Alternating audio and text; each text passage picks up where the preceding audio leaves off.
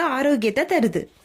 பொதுவா பிரசவித்த தாய்மார்கள் பால் சுரக்க பூண்டு, லேகியம் என பல வகையான உணவுப் பொருட்களை சாப்பிட்டு பால் உற்பத்தியை அதிகரிப்பாங்க.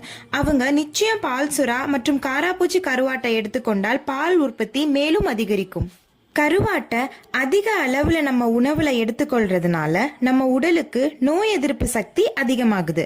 அது மட்டும் இல்லாம உடல் நலம் குன்றியவர்கள் கருவாட்டை பெரும் அளவுல உணவுல எடுத்துக்கொள்றதுனால அவங்க உடல் நலம் தேறுவாங்க.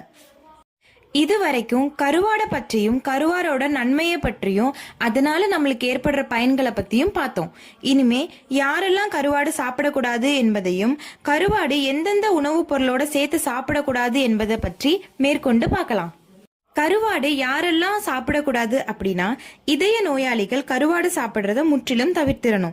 சிறுநீரக நோயாளிகள், தோல் நோயாளிகள் கருவாடு சாப்பிட்றத பெருமளவுல குறைச்சிக்கிறது நல்லது.